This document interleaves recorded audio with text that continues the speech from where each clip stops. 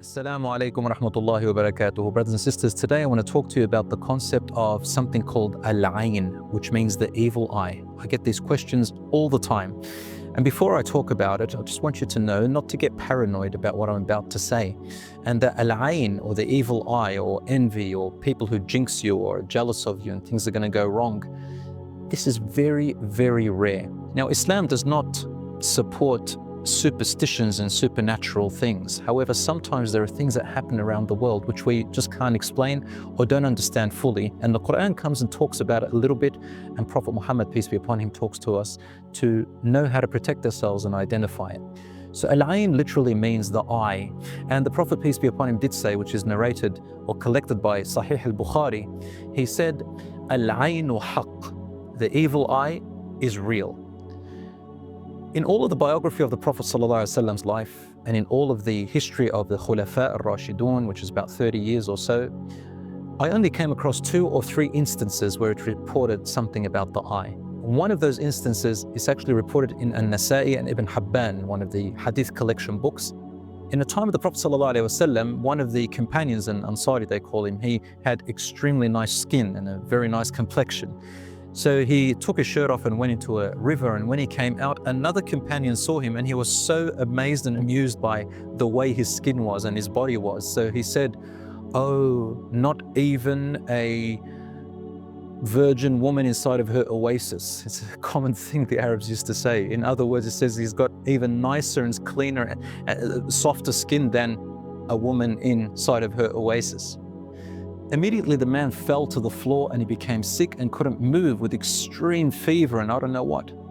The Prophet, peace be upon him, heard about it and they brought him, and then he said, "Do you know who said such and such, or do you assume anyone?" And they said yes, it was obviously that man. So he brought him and he said, "Ala barakt," which means, why couldn't you just say Tabarakallah? Oh, how God has blessed him. And that's one of the things you say when you are amazed or amused by something that you see. So what happened after that was that he got the man to wash himself with some water, and he put this water in certain ways onto the sick person. He was cured by the will of Allah, and obviously he's the messenger of God who did that. Now, brothers and sisters, Allah tells us in the Qur'an to seek refuge in him from every envious person, وَمِن شَرِّ حَاسِدٍ إِذَا حَسَدَ, from every envious person when they envy. And one lesson we learn from that is Islam teaches us not to parade our belongings and our beauties and whatever we have and show them off to the world, which is a very common thing now done on social media. People, they parade everything about themselves in the meaning of getting attention or followers or likes. Maybe some people are quite sincere, they want to share their stuff with their family and friends. You've got to be careful. There is something called the evil eye and envy. Even if people don't jinx you in a certain supernatural way, people do have something against other people and they get very jealous that they have it in for them, and they gossip about them or they try to destroy what they have. So envy is when you're amused by something and you wish that you could have it. What is the way out? Well, for you, when you go out of your house or you go home or anywhere, or whenever you feel that people around you may jinx you or be envious, if you like, just recite ayat قُلْ أَعُوذُ بِرَبِّ الْفَلَقِ, and say to yourself what the Prophet Muhammad, peace be upon him, used to say to his grandsons Al-Hassan wal-Hussein. He used to say to them, أُعِيذُكُمَا بِكَلِمَاتِ اللَّهِ التَّامَّةِ مِنْ كُلِّ شَيْطَانٍ وَهَامٍ وَمِنْ كُلِّ عَيْنٍ لَامَّةٍ. I seek refuge in Allah and in His protection upon you from every shaitan, from every evil, and from every foreign object or bad object that comes by.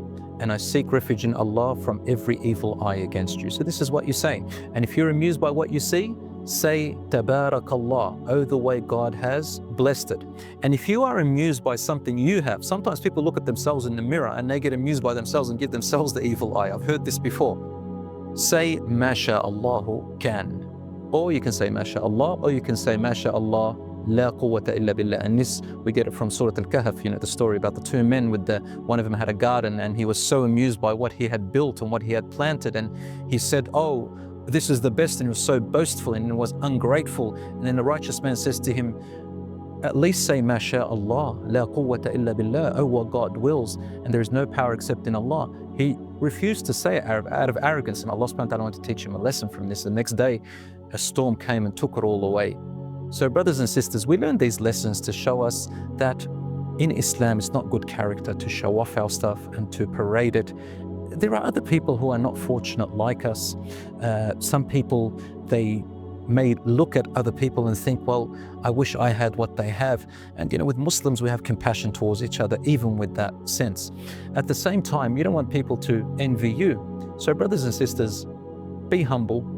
And as the Prophet ﷺ said, "Man tawada'a lillahi rafa'ah." Whoever humbles themselves for the sake of Allah, Allah will lift them. And wealth at the end of the day is about your happiness, your righteousness.